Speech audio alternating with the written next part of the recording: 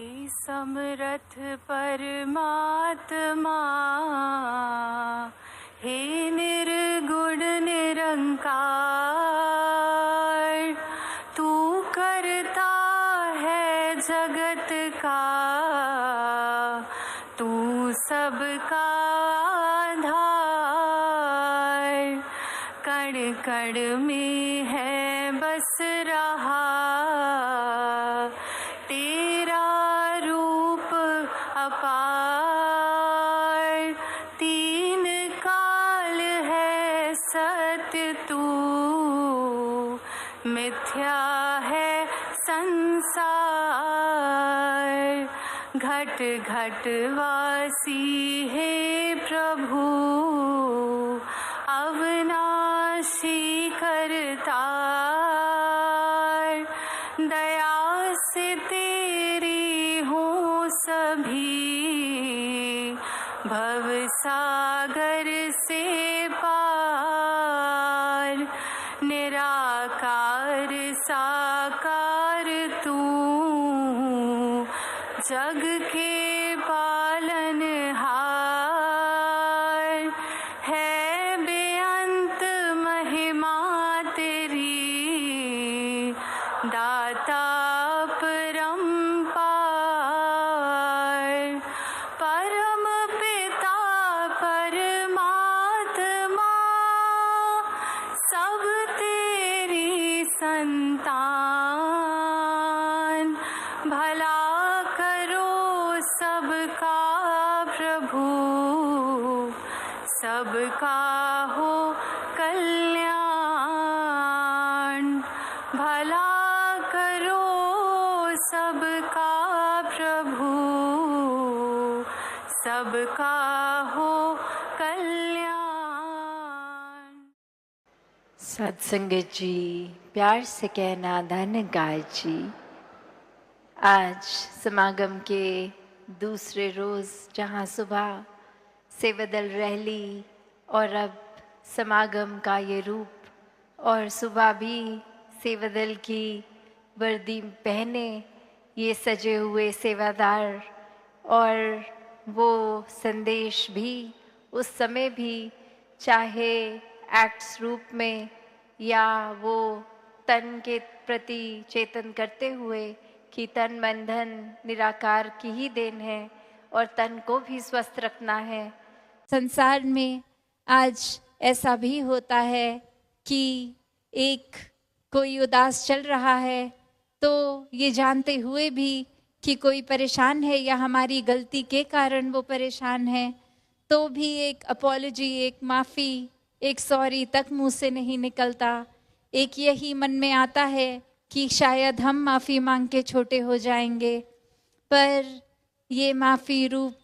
कोई किसी को छोटा नहीं करता। ये तो एक बड़े होने की निशानी कि ये मन में विस्तार हो गया है, ये मन में खुद अपनी गलती को एक्सेप्ट किया पहले,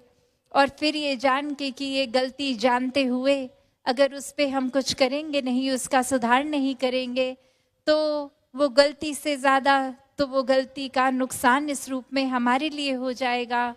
कि हमारा मन ही दूषित रह जाएगा।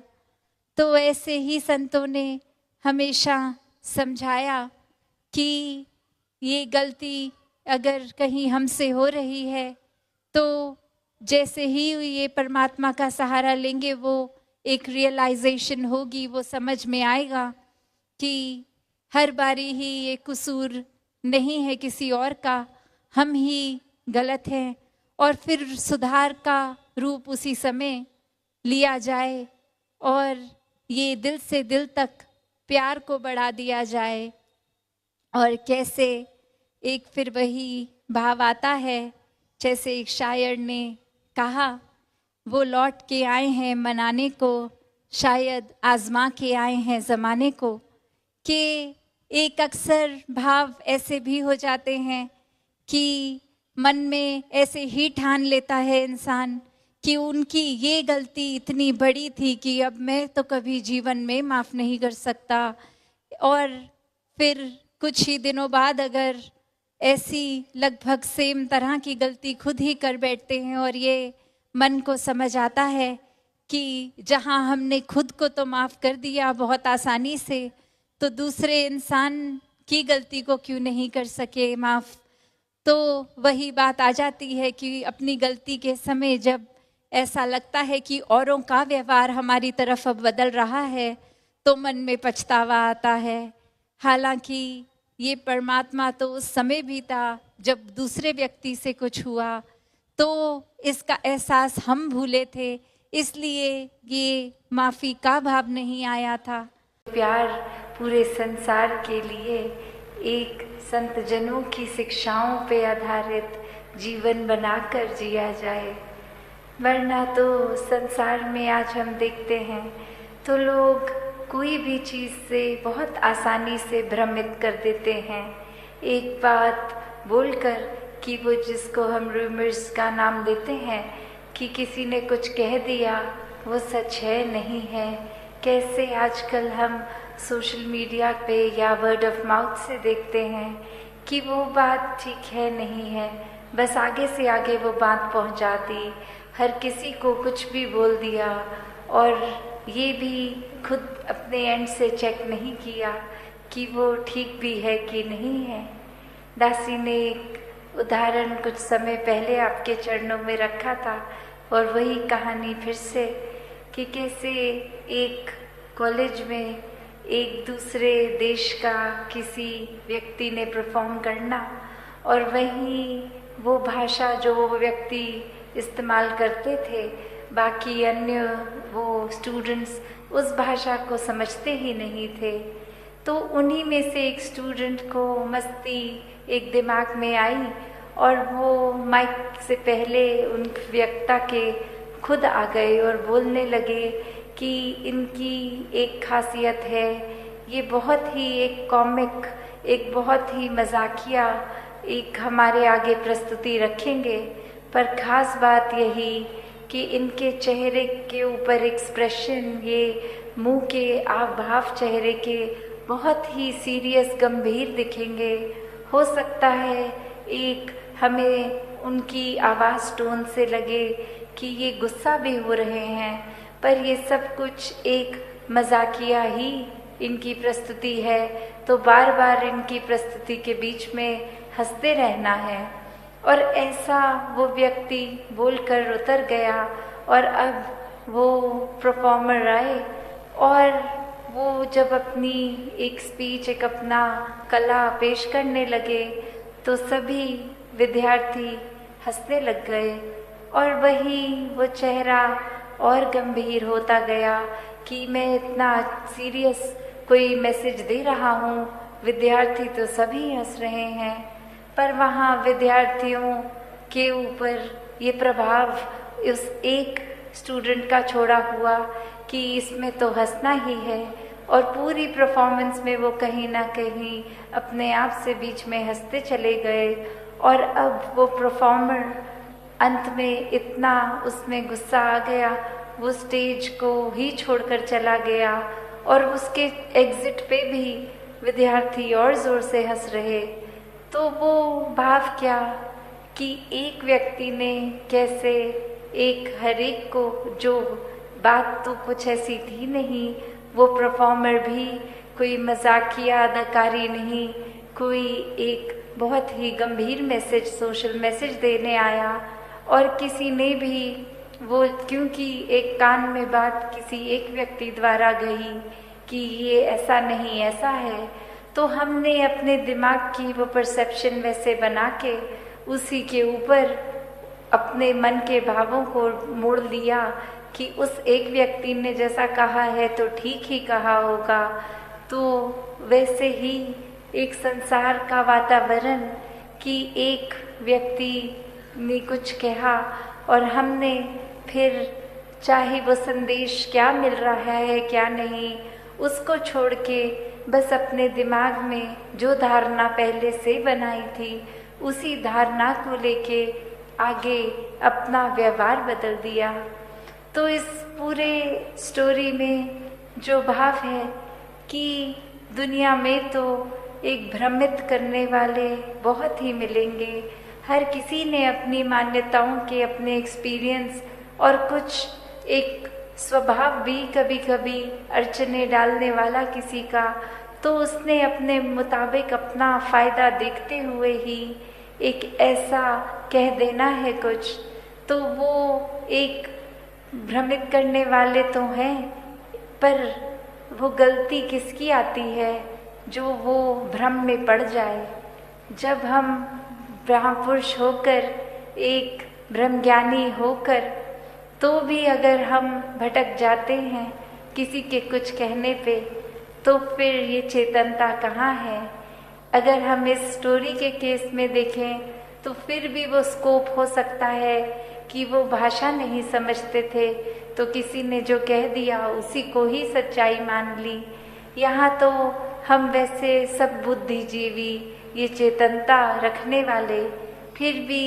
एक अपनी बुद्धि को परे रखकर अक्सर अफवाहों में पड़ जाते हैं। एक आगे से आगे वो कुछ ना कुछ मैसेज दे देते हैं। तो कैसे हमें हर समय ये अलर्टनेस, ये चेतनता, क्योंकि ब्रह्मज्ञानी है तो एक ब्रह्मज्ञानी होने का एक ड्यूटी, ये रिस्पॉन्सिबिलिटी भी है कि हर समय की चेतनता होनी है। ये ब्रह्मज्ञानी होने का मतलब ये नहीं कि हम इस जहाँ निराकार के आश्रय, इसके रंग में रंगे हर समय एक आराम से इसी के रंग में आराम से तैरते हुए हैं, गोइंग विद द फ्लो वाली भाव। तो फिर भी ये चेतनता तो एक कैरेक्टरिस्टिक है ब्रह्मज्ञानी का। ये कहीं भी नहीं है कि अगर आप एक भोले संत हैं, एक ब्रह्मज्ञानी हैं, तो आप चेतनता का प्रयोग नहीं करेंगे। नहीं, संत स्वभाव ही चेतनता का उसमें योगदान होता है कि संत कभी भी ऐसा कोई कार्य नहीं करते जो इस निराकार के एहसास या कोई एक अच्छी शिक्षाओं से विपरीत होता है। एक माइंडलेस एक्टिविटी में कभी कोई भी संत इंडल्ज नहीं करता, तो वो परख भी कि क्या ठीक है क्या गलत है, हर समय का वो डिसीजन बनाना, यह चेतनता ही एक उपयोग में आती है। तो अक्सर कोई ना कोई ये बात को भी उस तरह बोल देता है कि ये तो सब निराकार ही कर रहा है, तो खुद उसमें अपने एक वेस्टेड इंटरेस्ट, एक अपने फायदे की चीज़ छुपाकर एक उस तरह जैसे मुहावरा यूज़ होता है कि किसी के कंधे पे बंदूक लगा दी तो बात वही फ़ायदा हमारा, और बात को उस तरह मोड़ दिया कि हमारा इसमें कोई फ़ायदा नहीं, ये तो बस निराकार करता जा रहा है। तो हमेशा ये एक चेतनता का प्रयोग संतों ने हमेशा से जहाँ किया भी है और उनके जीवन से भी झलकता है। जहाँ ये आनंद लेना है, इस निराकार की मस्ती में चूर रहना है, वहाँ हर समय एक अलर्टनेस की भी बात है कि कहीं कोई ऐसी चीज़ तो नहीं हो रही जो हमसे हमारे नुकसान और किसी और के नुकसान के लिए हो रही है, या फिर अक्सर कोई ऐसी बात कि अगर हमारा भी कोई फ़ायदा उठा रहा है तो उसमें भी चेतनता का ही प्रयोग होता है। तो एक वही बात कि अपनी बुद्धि को उस तरह एक कि जहाँ जब ज़रूरत एक कोई एक्टिविटी वाइज सेवा नहीं, सेवादार तो हर समय का सेवादार, हुक्म के अनुसार करने वाली, मन की इस इच्छाओं को, एक अहंकार रूप को छोड़ के पूरी तरह समर्पित रूप से ये सेवाएं, और जहाँ फिर वो सेवा है वो सेवा को सेवा की तरह ही किया जाए, क्योंकि वो सिर्फ कोई कार्य नहीं कि अगर उदाहरण के तौर पे कि एक मिट्टी और तसले और वो तसलों में मिट्टी भर भर के आगे देना, तो ये भी मन में इसलिए नहीं कि रोज़ सुबह आ गए, पर वो मन का भाव तो सिर्फ कि आज कोई एक्सरसाइज हो जाएगी, आज भार उठा लेंगे, या फिर एक रूप की कुछ हमारे शरीर का बल है, हम ये कर सकते हैं वरना और कोई इतनी फुर्तीली तरह से नहीं कर पाएगा। तो अगर मन के भाव हैं ऐसे, तो खुद ही एक बार देख लें कि सेवा में फिर कोई ना वो शरीर की ताकत चाहिए, सिर्फ वो मन में एक भाव चाहिए। वरना तो तरह तरह की मशीन्स होती हैं जो अगर पूरे पूरे दिन की भी हम सेवा करें, वो 10 मिनट में उससे ज़्यादा एक जगह से दूसरी जगह तक वो कार्य कर देंगे। पर यहाँ वो भाव एक हाथों से सेवा करने का है, एक भाव कि हर कोई एक सेवा का एक फ़ायदा उठाए। और ये फ़ायदा क्या,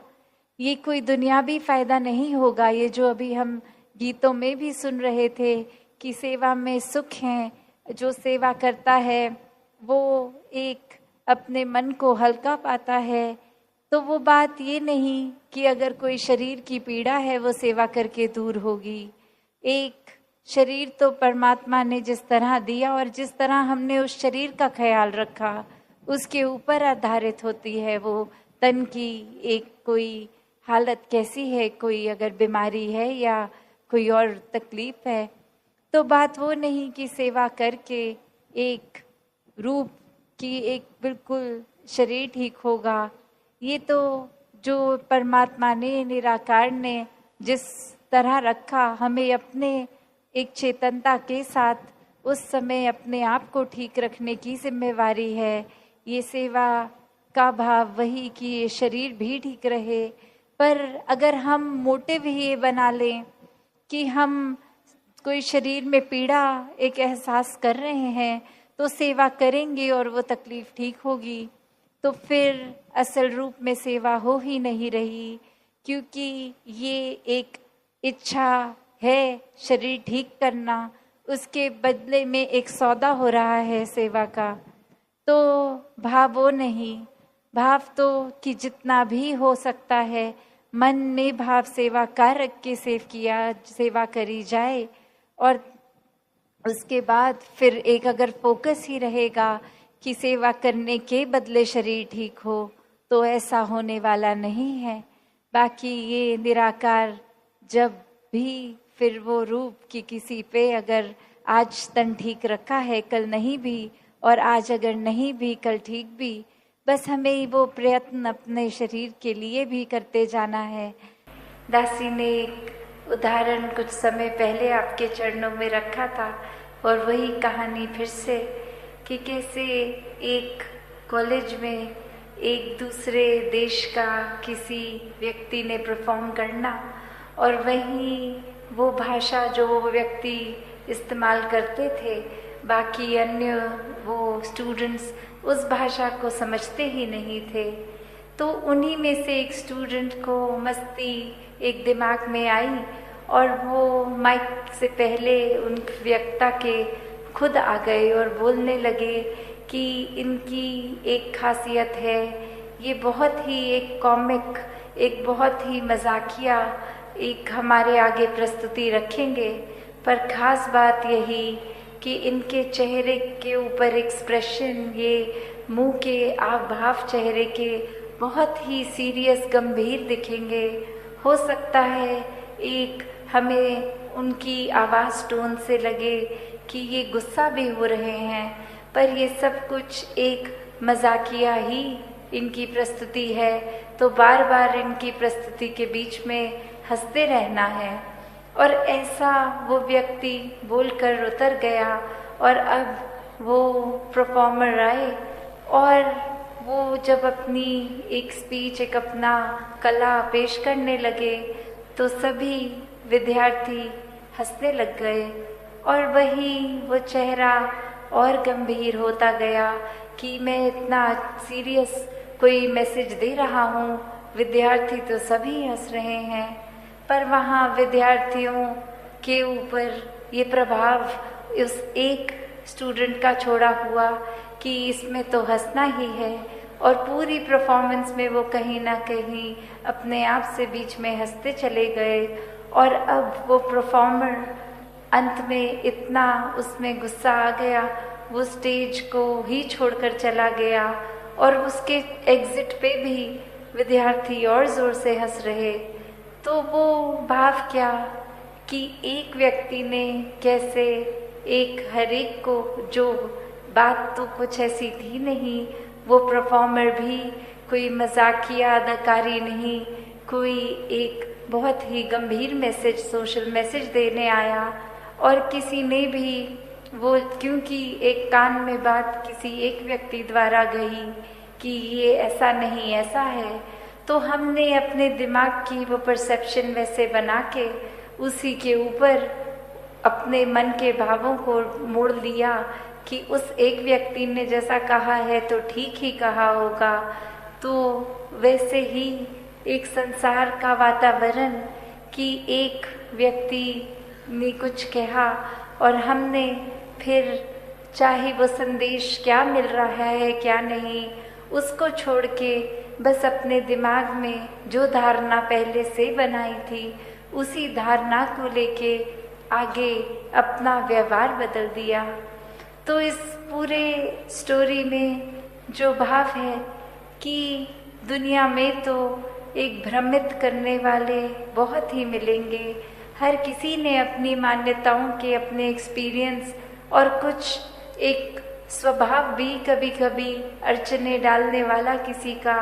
तो उसने अपने मुताबिक अपना फ़ायदा देखते हुए ही एक ऐसा कह देना है कुछ, तो वो एक भ्रमित करने वाले तो हैं, पर वो गलती किसकी आती है जो वो भ्रम में पड़ जाए। जब हम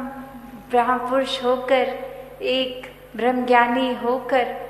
तो भी अगर हम भटक जाते हैं किसी के कुछ कहने पे, तो फिर ये चेतनता कहाँ है।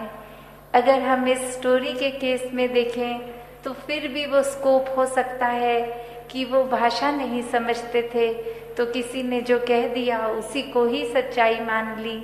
यहाँ तो हम वैसे सब बुद्धिजीवी, ये चेतनता रखने वाले, फिर भी एक अपनी बुद्धि को परे रखकर अक्सर अफवाहों में पड़ जाते हैं। एक आगे से आगे वो कुछ ना कुछ मैसेज दे देते हैं। जहाँ ब्रह्म ज्ञान द्वारा बहुत ही सरल हो जाता है, तो हर कोई ऐसे भक्ति करते हुए अपने जीवन को जीता चला जाए। सात संगत जी, धन काज।